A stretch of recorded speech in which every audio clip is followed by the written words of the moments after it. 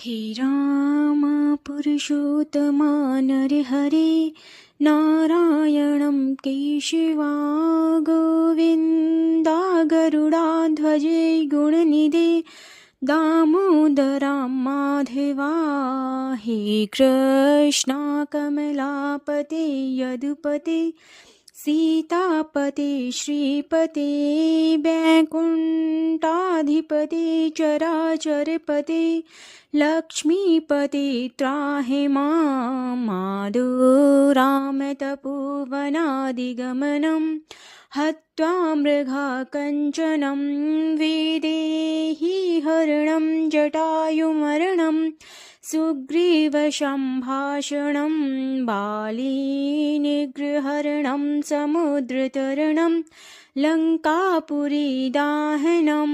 पश्चाद् रावणकुम्भकर्णहरणम् इत्यादि रामायणम्। इसका